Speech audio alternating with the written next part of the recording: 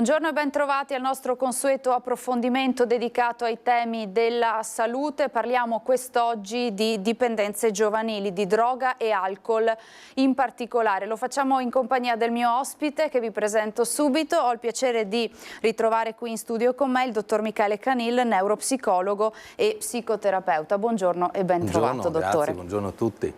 Allora, droga e alcol sappiamo essere delle trappole pericolosissime in cui cadono sempre più giovani e giovanissimi.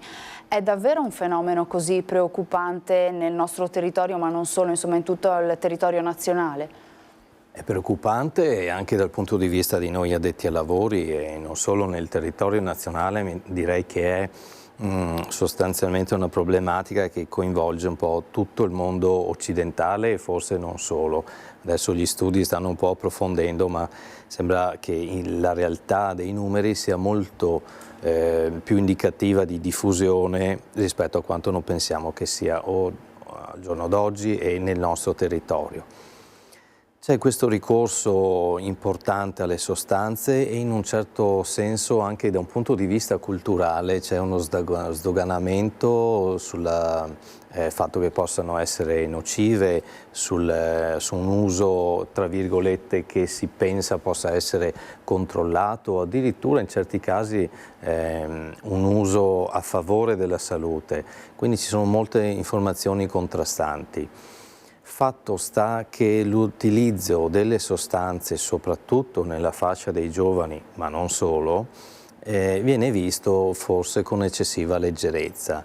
I danni che può provocare un uso anche di una sostanza che possiamo dire avere un impatto non così enorme, ma diciamo un uso molto ripetitivo, massiccio, condiziona comunque molto la persona. Quindi la distinzione, a mio avviso e ad avviso di molti di noi addetti ai lavori, è che comunque non sia proprio così salutare dividere in sostanze leggere e sostanze pesanti. Io posso prendere anche una sostanza tra virgolette leggera e abusarne tantissimo piuttosto che una pesante e usarla una volta a settimana. È comunque una dipendenza. È comunque una dipendenza o una situazione di abuso, no? Come dice il manuale di riferimento, che è l'ISM. Quindi bisogna stare molto attenti, non esiste più questa classificazione a livello proprio di inquadramento diagnostico ed è per questo motivo. Certo. 0422 16 332 è il numero per intervenire in diretta, come sempre le linee sono aperte, quindi aspettiamo una vostra domanda, insomma se siete alla ricerca di un consiglio, ecco, aspettiamo anche le vostre telefonate per dire la vostra. Lei, dottor Canil, diceva che insomma sono sostanze che col tempo sono state un po' sdoganate, si pensa che l'uso possa essere controllato. È più un comune pensare questo dei giovani assuntori o anche della comunità, del sociale, dei genitori, spesso delle persone vicine a chi fa uso di queste sostanze? Direi che è abbastanza diffuso in tutte le maglie sociali e i vari livelli, quindi dai giovani ai meno giovani. Ci sono chiaramente delle persone che hanno uno spirito un pochino più critico, ma serve una giusta informazione anche. Purtroppo al giorno d'oggi la rete di internet dà un sacco di informazioni, no? E come avviene per la vita reale, anche internet non è la verità assoluta, ma raccoglie tutti i pensieri dal bianco al nero con tutte le varie gradazioni che possono esserci. Purtroppo questo crea una grande confusione, si è parlato qualche anno fa di infodemia, no? Anche il diffondersi di false verità piuttosto che ciò che possiamo leggere in alcuni forum, che può avere sì e no una base scientifica, bisogna stare attenti. Questo può trarre in inganno e ritenere appunto che possa essere tollerato un piccolo uso piuttosto che un uso continuativo ma lieve, ma dobbiamo chiederci soprattutto che effetto ha sulla persona, punto primo. Punto secondo, una persona che tendenzialmente ha bisogno di un'integrazione, chiamiamola in modo molto benevolo, di questo tipo e altrimenti non riuscirebbe a stare, perché vale poco il discorso smetto quando voglio, quando c'è davvero una sorta di dipendenza o un abuso. Ecco, lì dobbiamo farci una domanda, cioè quella sostanza, piccola o grande che sia, che tipo di ruolo ha nella vita di quella persona e potrebbe davvero farne a meno oppure no? Ecco che lì possiamo cominciare a discutere allora in un campo un po' più neutro in cui ci chiediamo se la dipendenza non si sia già instaurata. Ecco, l'utilizzo e l'abuso di sostanze come droga e alcol è sicuramente un fenomeno preoccupante che continua a crescere, ma è molto preoccupante il fatto che gli assuntori siano sempre più giovanissimi. La prima volta in cui si provano queste sostanze l'età insomma si è molto abbassata per appunto il test della prima volta, ecco. È molto abbassata, a volte abbiamo riscontri di ragazzini e ragazzine che ancora stanno frequentando la scuola media e quindi parliamo non più dell'adolescenza ma della preadolescenza, posto che in ogni caso stiamo vedendo una sorta di precocità rispetto all'inizio del periodo adolescenziale, però insomma è un po' preoccupante che coloro che noi potremmo ancora chiamare bambini in qualche modo si avvicinino con troppa facilità all'utilizzo delle sostanze e magari con un troppo basso senso critico oppure con una sorta di poco timore da parte della famiglia che possano instaurare una dipendenza con queste sostanze. Vale anche il contrario, anche questi giovani hanno poco timore che la famiglia abbia un aspetto educativo o di ripercussione se scoprono che utilizzano.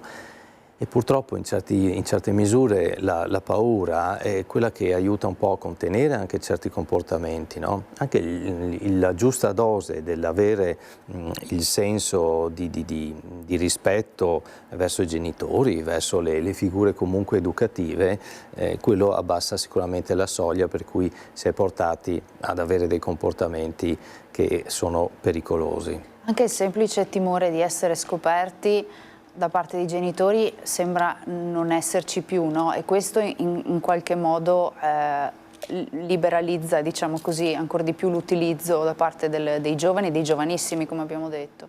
Assolutamente sì, questa cosa è molto importante, questa cosa che dice lei, perché siamo passati da un sistema educativo, no, del Novecento fondato fortemente sul senso di colpa. Ecco, lì abbiamo visto probabilmente un eccesso, ma oggi attenzione che siamo andati al polo di contrasto, quindi all'eccesso opposto.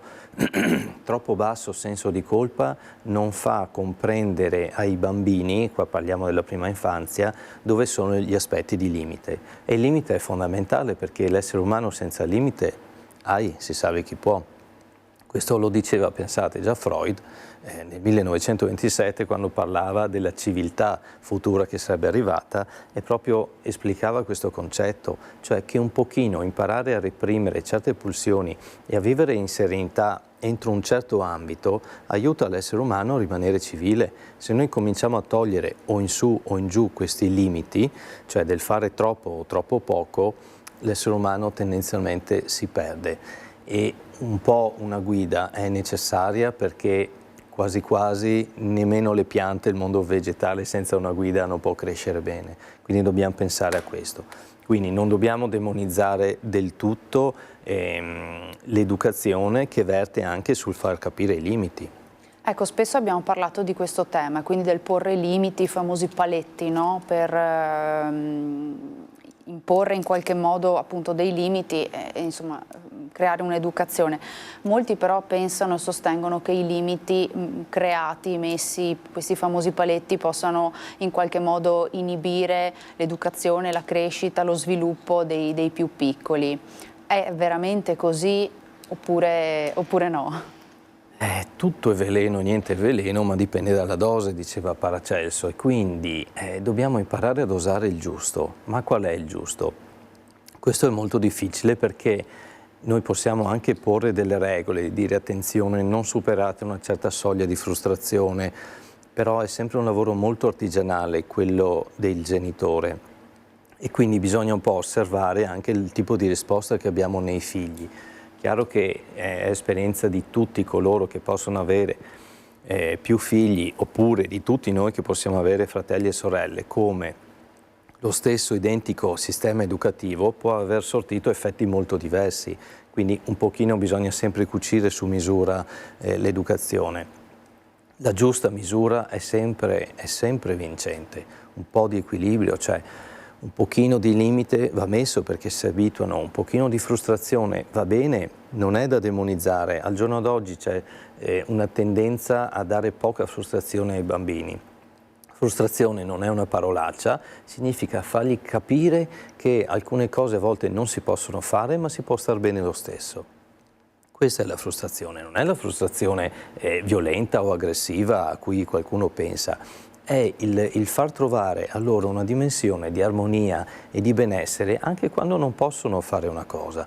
Se il bambino piccolo non può giocare col fuoco ma lo può guardare e magari può fare, sto facendo un esempio, un altro gioco che comunque lo può far stare bene e può esaudire il suo bisogno di sperimentare, quello è un limite che stiamo dando, ma è un limite buono perché lo mette a riparo da qualcosa che non sa gestire ancora e al tempo stesso avrà poi la giusta prudenza nell'affrontare anche eventualmente la sperimentazione col fuoco, che è il classico dei bambini, no? Che nella candelina vogliono passare il litino così.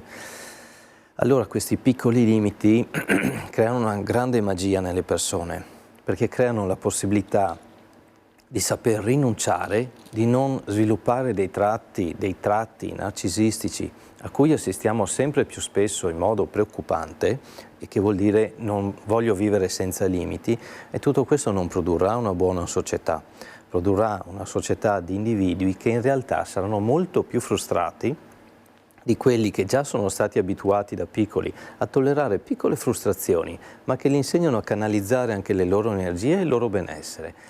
Gli altri non sono abituati e tendenzialmente per tutta la vita adulta potrebbero andare a schiantarsi contro i limiti che il mondo impone o semplicemente l'ambito lavoro, l'ambito sentimentale può mettere davanti. Molto attuale il tema dei tratti narcisistici di cui lei parlava, no? Oggi se ne parla moltissimo nelle relazioni, ma non solo, insomma. È molto attuale e c'è uno sviluppo, sembrerebbe importante, di tutta la tematica dei disturbi borderline di personalità, e tra cui anche appunto il disturbo narcisistico o dei tratti narcisistici. Questi, ma si è visto già in tanti lavori precedenti in ambito scientifico, precedenti al nostro periodo, nascono da alcuni eccessi educativi.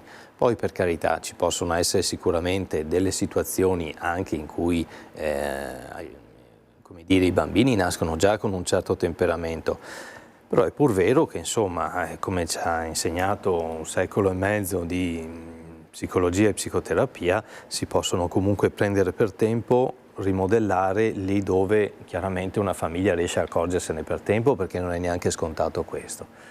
Non stiamo ovviamente facendo una colpa ai genitori, ma tendenzialmente l'essere umano si muove un po' per flussi generali, no?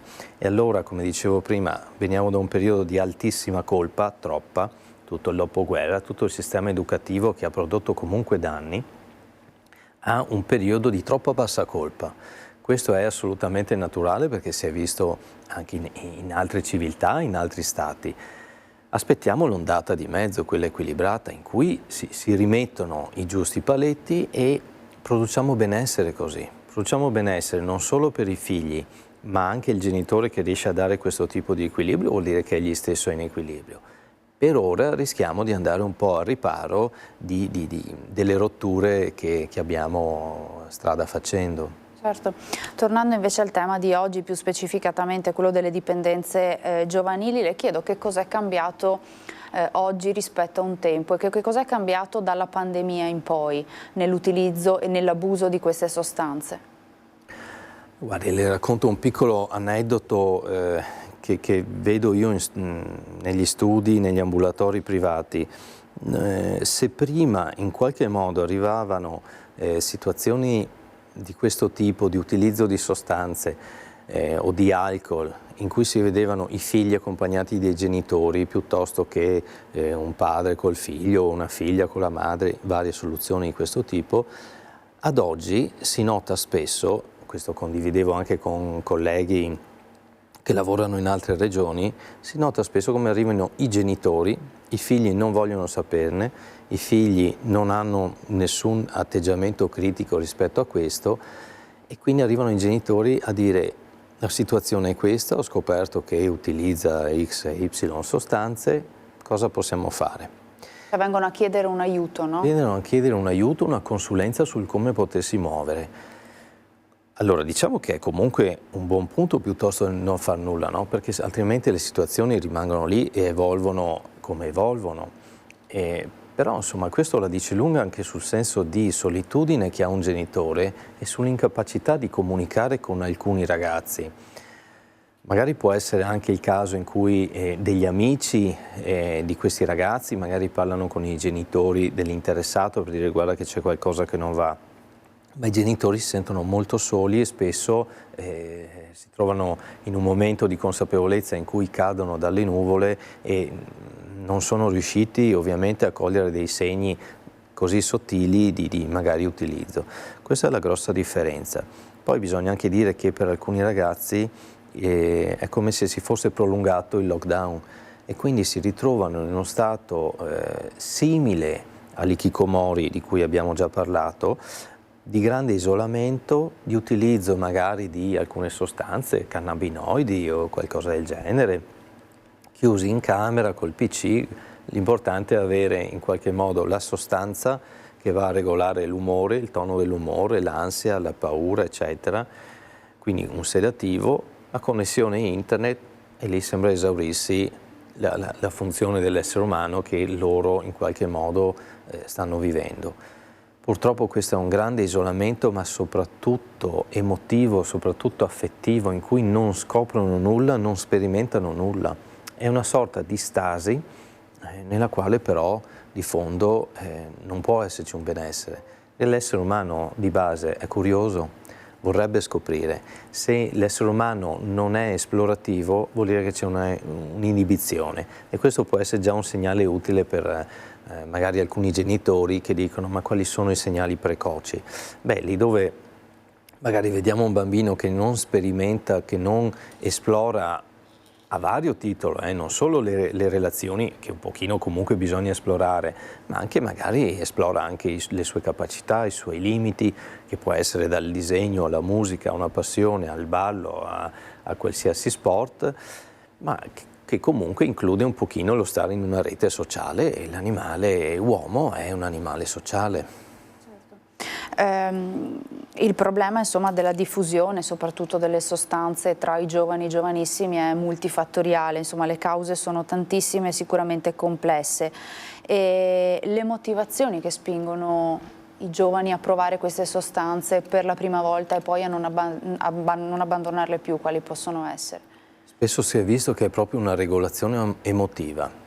Come se al giorno d'oggi avessimo una tastiera, facciamo finta una tastiera del pianoforte, ogni singolo tasto corrisponde a regolare o in su o in giù il tono dell'umore, l'ansia, la paura, il senso di sconforto, le mancanze. C'è tutto il tema del vuoto al giorno d'oggi, che è un tema molto importante, di cui forse si parla anche poco, ma il tema del vuoto non solo è complesso da affrontare, ma è anche complesso da portare alla luce perché tendenzialmente crea dei comportamenti evitanti e quindi è difficile da scoprire. Allora queste sostanze sostanzialmente sembra, ho fatto un gioco di parole, sembra che aiutino i giovani a regolare emotivamente e quindi la domanda giustamente che qualcuno potrebbe fare è ma come, non riuscite a regolare autonomamente queste emozioni? La risposta è no, o perlomeno se non ci fossero le sostanze, facciamo finta che non esistessero al mondo, nulla che può intervenire a livello psicotropo, quindi regolando un po' le funzioni della psiche, chiaramente bisognerebbe fare altrimenti, quindi imparare a tollerare, ma l'imparare a tollerare sembra una fatica al giorno d'oggi. E quindi proviamo a stimolare un po' i nostri ragazzi a dire tieni duro, prova, vediamo come si può fare, cioè lì dove c'è uno sconforto, una situazione magari di sofferenza, trovare altri metodi. Spezziamo una lancia a favore anche di tante famiglie e tanti ragazzi bravi, in gamba, bravi vuol dire che ci provano, che tentano come dire, di far leva su loro stessi, sulle capacità di resilienza che hanno. Questo è importante. L'adolescenza, insomma, sappiamo che è una fase complessa, una fase di crescita individuale, si è un po' alla ricerca di trovare la propria strada, quindi mi sembra di capire che non sia soltanto il sapore della trasgressione che porta i giovani a provare per la prima volta una sostanza, sia essa una droga o l'utilizzo del massiccio dell'alcol, c'è ben altro, insomma, molto deriva anche da quella che è la famiglia e l'assetto familiare. L'assetto familiare fa molto e possiamo dire con ragionevole certezza che nella maggior parte dei casi lì si è creato diciamo questo gap che poi è significativo per un ragazzo o una ragazza per poi cercare le sostanze. C'è un'altra piccola fetta che, ripeto, per quanto la famiglia sia supportiva, educativamente ha messo tutte le attenzioni del caso, ha posto i limiti dove andavano messi, eccetera, ci sono delle linee di tendenza che purtroppo non sono prevedibili, ma diciamo possono rappresentare lo spicchio più piccolo della torta. La famiglia, diciamo al giorno d'oggi, purtroppo ha anche degli ostacoli in più, c'è poco tempo, il mondo è estremamente più complesso, le sostanze purtroppo sono fuori casa per tutti, per non dire che anche su internet quasi quasi c'è un commercio di sostanze, leggevo degli articoli già anni fa, in cui magari si acquistano dei profumatori, delle cose particolari che in realtà nascondono una sostanza, ma i giovani sono bravissimi su queste cose, sanno già dove possono andare a trovare qualcosa. E quindi abbiamo un panorama di offerta e quindi, come dire, di pericolo fuori dalla porta, e il lavoro della famiglia paradossalmente dovrebbe essere il doppio, il triplo di quello che era qualche decennio fa.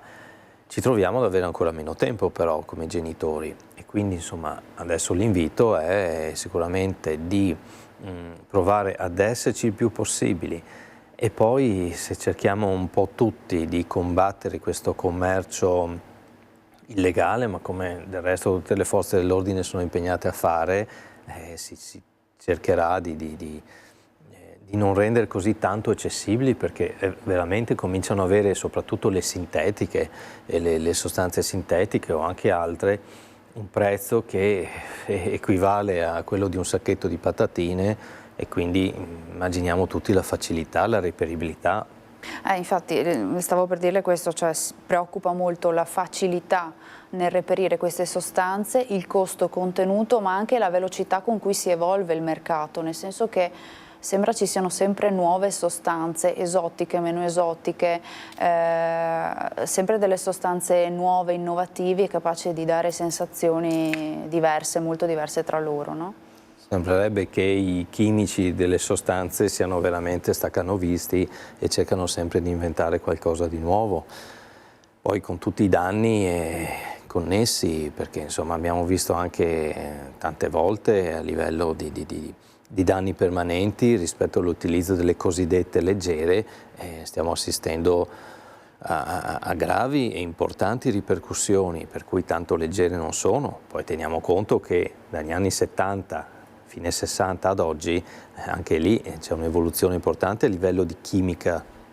Certo, sono consapevoli prima di andare in pubblicità i giovani dei potenziali danni e conseguenze dall'abuso di queste sostanze, secondo lei, oppure non hanno la percezione di quanto possano essere dannose per il proprio stato psicofisico? Io temo che nel campione degli utilizzatori di queste sostanze cosiddette leggere ci sia molta malinformazione e purtroppo troppa convinzione che ciò che leggono in tal sito o nel tal forum sia effettivamente quello. Purtroppo le questioni si vedono quando arrivano, come dire, al pronto soccorso di fondo e quindi bisogna stare attenti e hanno una malinformazione a mio avviso. Chiaro. Allora noi ci fermiamo per un paio di minuti di pubblicità, davvero pochi istanti e poi torniamo ancora in diretta. Tra poco rimanete con noi.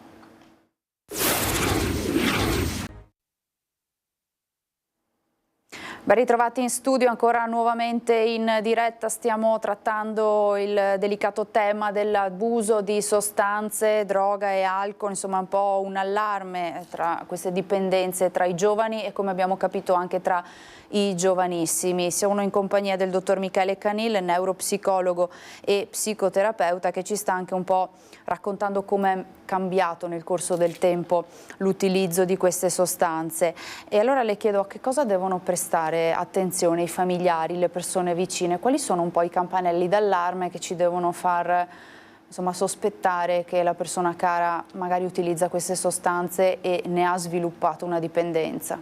Questa è una domanda molto opportuna che molti genitori si fanno. Allora, intanto teniamo d'occhio un pochino lo sviluppo, cioè cerchiamo di avere un occhio sullo sviluppo generale dei nostri figli, no? Quindi vedere se siano in equilibrio sulla socialità, sulla stima di sé, sulla sufficiente apertura verso noi o verso gli altri, se i risultati scolastici sono abbastanza in linea. Non chiediamo a nessuno di essere un genio, però insomma che mediamente sappiano cavarsela, se l'inserimento nell'ambito scolastico è armonioso oppure ci sono spesso delle difficoltà. Proviamo ad ascoltare anche gli insegnanti. Il loro preziosissimo lavoro è quello di averli sott'occhio sempre, quindi un'idea se la fanno sicuramente. Osserviamo se hanno eccessive chiusure con noi, se tendono a stare in camera, a vivere le frustrazioni che possono avere in ambito scolastico, sportivo, personale con gli amici in modo troppo forte oppure giustamente assorbito. Se riescono a rialzarsi in piedi dopo le piccole sconfitte della loro vita, insomma, perché tutto questo è propedeutico, è una scuola parallela, che è una scuola che gli allenerà non solo alla vita, ma anche a mantenere, come dire, una buona stima, un buon livello generale nella vita futura.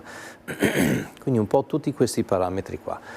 Proviamo. Anche dal punto di vista fisico ci sono degli aspetti da osservare, insomma, da notare? Allora, facciamo un piccolo asterisco su questo punto. Sì, se parliamo di sintomi, sicuramente se cominciamo a vedere comportamenti particolari, isolamento, l'alternanza insolita di irritabilità e apatia, piuttosto che irritabilità o un tono dell'umore molto deflesso, se vediamo che sono schivi, che cercano soldi ma del denaro che in realtà sembrerebbe non servirgli, se vediamo che hanno delle borse sotto gli occhi particolarmente evidenti piuttosto che lo sguardo perso, la pupilla eccessivamente dilatata, speriamo non eccessivamente ristretta perché è sintomo di un uso di sostanze pesanti, se vediamo che in certi momenti sono un po' assenti, ecco,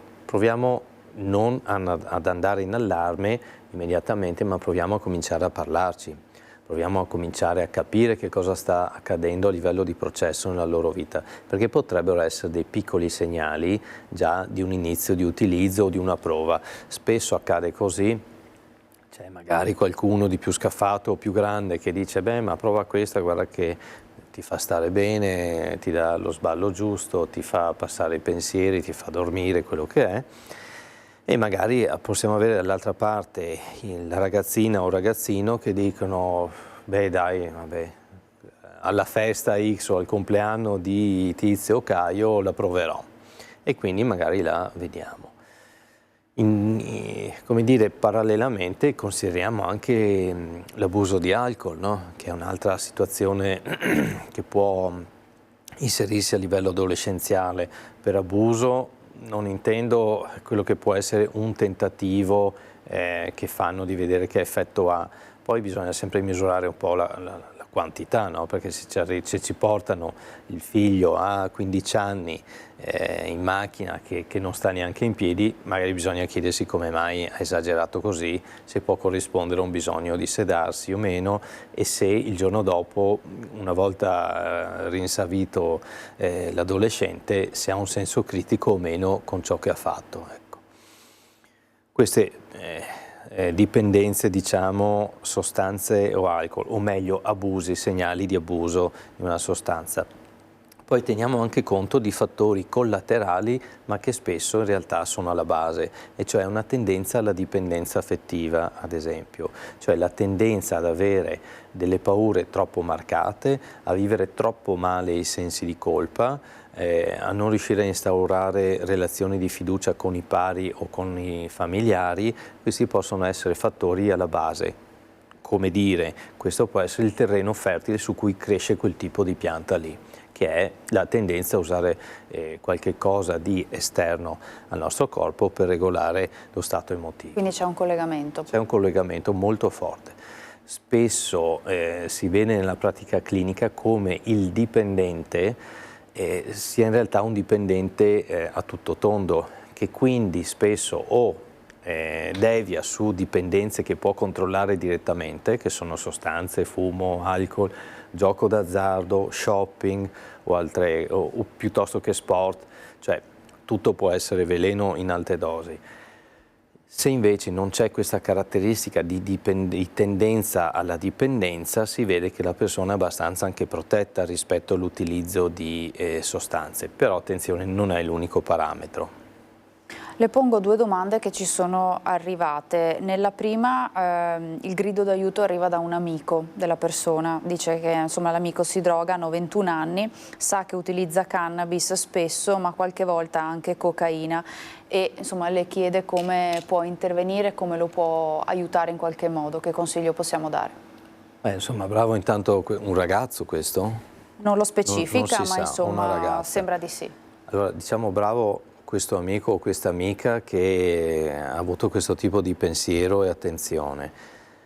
Quello che lui o lei può fare in questa situazione è provare a vedere se riesce a trovare un aggancio con la famiglia e chiaramente poi dirà ma se io lo dico ai genitori magari poi lui lo viene a sapere, non diventa più mio amico. Questo sarà da gestire poi eventualmente e capire anche in che modo. Però direi che è un salvavita, no? Il fatto di poter parlare un po' con la famiglia o perlomeno il primo tentativo o i primi 2 o 3 tentativi vanno sicuramente fatti con l'amico in questione che sta utilizzando. Se non ci sente bisogna agganciare un po' la famiglia e provare così.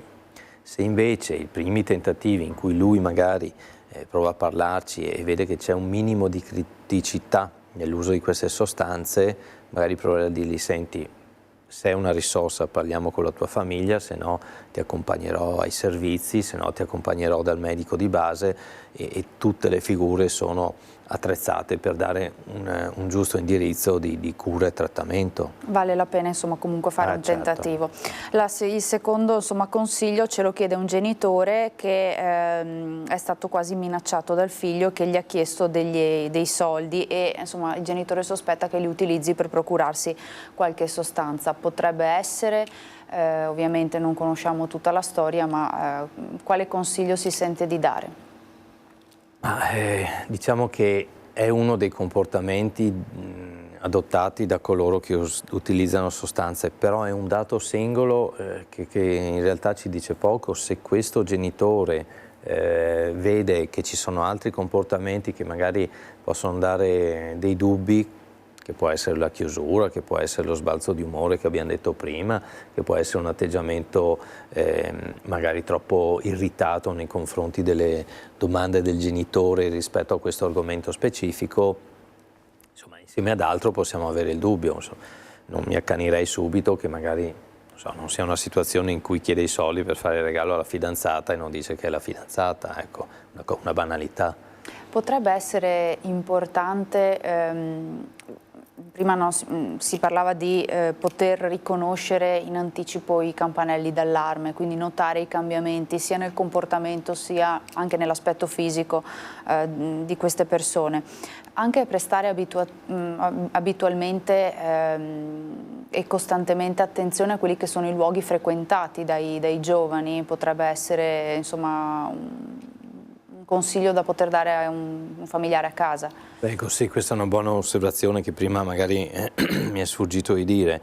Sicuramente luoghi di frequentazione e quindi magari informarsi un pochino su quali possono essere le zone più a rischio della propria città, e ogni città più o meno ha quelle zone dove si sa che c'è un po' l'utilizzo, lo spaccio, eccetera. I luoghi e anche le compagnie, le persone che abitualmente magari si frequentano. Bravissime, anche poi le compagnie, provare a vedere se c'è modo di conoscere un pochino con chi escono, che persone sono, che abitudini hanno, insomma quella piccola parte di detective intuitivo che un genitore può avere è importante.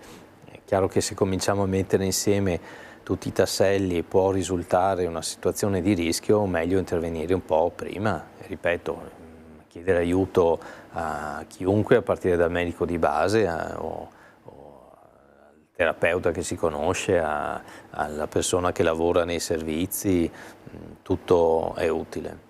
Abbiamo parlato di genitori, abbiamo parlato di amici, anche gli insegnanti hanno un ruolo fondamentale perché sono un po' anche le prime sentinelle che possono accorgersi di questi mutamenti anche repentini nell'aspetto fisico e nei modi di fare.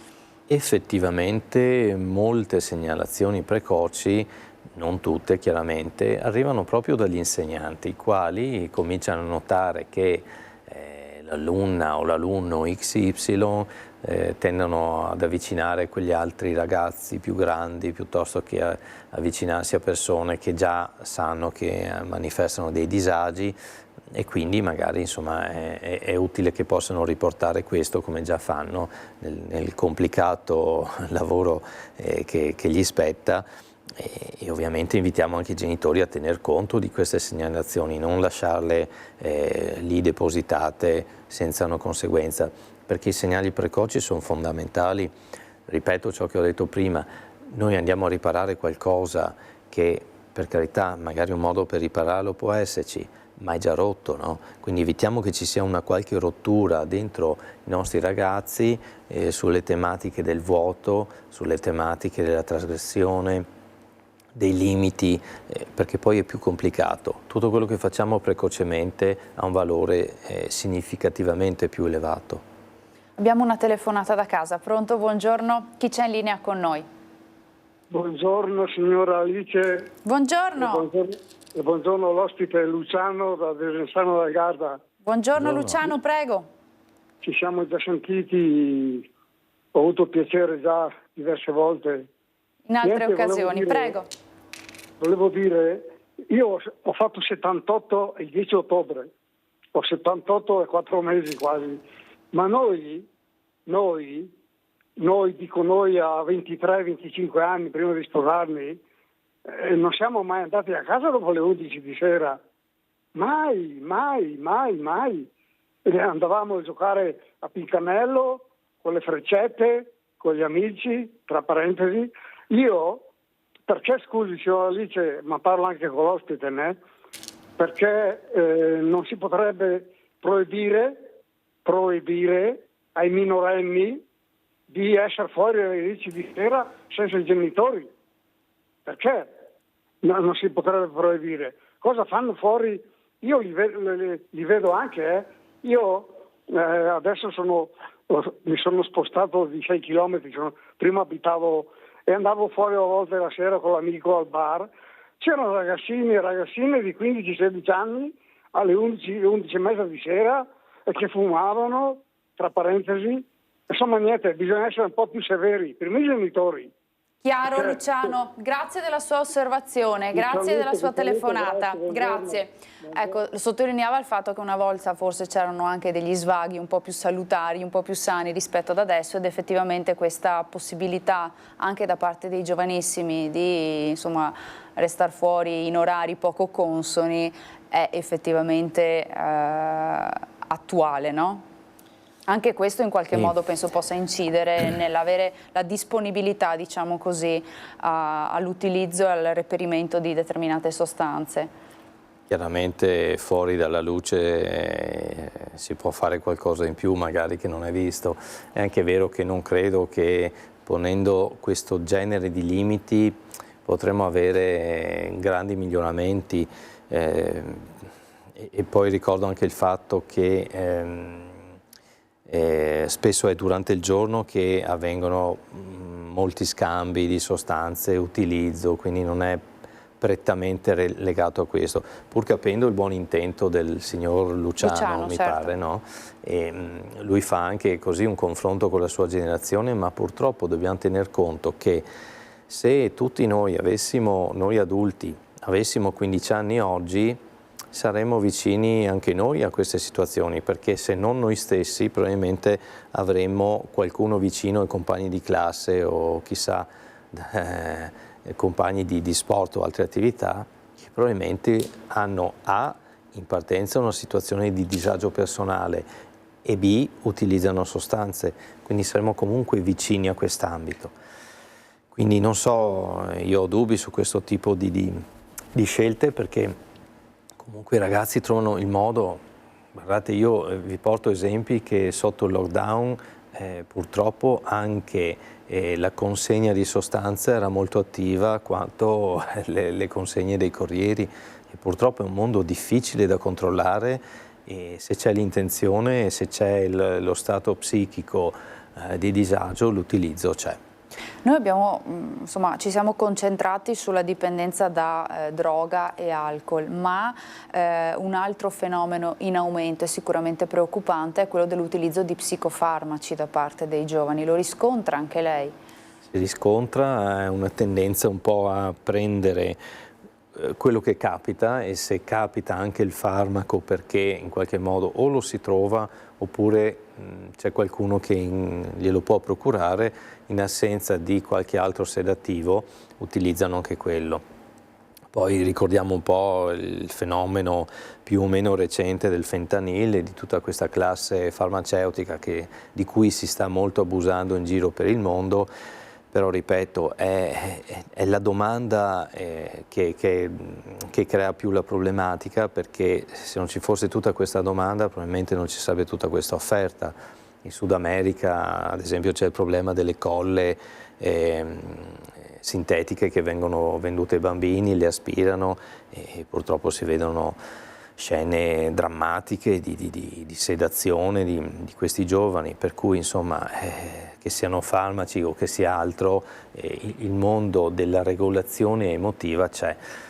Ecco, forse è il caso di dire questo, spesso, non sempre, ma spesso, quando una dipendenza tende a consolidarsi col tempo o si passa ad un utilizzo più massiccio, dobbiamo sempre porci la domanda di quale tipo di trauma ci sia alle spalle, perché un qualche tipo di trauma lo troviamo sempre. E in questo senso qual è il ruolo della psicoterapia, no? Anche in situazioni di disagio come quella di cui abbiamo parlato quest'oggi? La psicoterapia ha un ruolo innanzitutto di andare a comprendere i motivi della persona, e vi garantisco che non sono sempre chiari, perché l'utilizzo di sostanze è proprio per coprire quello che non vogliamo neanche ricordare. E per non ricordare qualcosa che è stato terribilmente negativo per noi abbiamo bisogno di utilizzare sempre il sedativo, ogni giorno, più volte al giorno anche, e così funziona la mente umana. Il ruolo della psicoterapia poi sarà anche quello di lavorare sul trauma, e con tecniche recenti e scientificamente validissime come può essere l'EMDR ad esempio, abbiamo proprio la possibilità di andare a rielaborare i traumi passati, a desensibilizzare la persona e a rimettere in piedi un processo sufficientemente naturale di vita. Certo. Abbiamo forse un'altra telefonata in studio? No, ancora no, ma insomma ricordiamo che cadere nelle dipendenze è estremamente facile, più difficile uscirne ma non impossibile. Il consiglio che possiamo dare è quello di chiedere sempre un aiuto, una mano, perché insomma si può davvero uscire da queste situazioni. Si può fare la differenza. Quindi insomma il tema è questo, sicuramente c'è molto che si può fare. Sì. Grazie a dottor Michele Canil, siamo in chiusura, Grazie neuropsicologo e psicoterapeuta, grazie davvero. Grazie a voi di averci seguito da casa, Tony Esposito e Simone Merlo in regia, vi lascio al film e vi auguro un buon proseguimento di giornata in nostra compagnia. Arrivederci.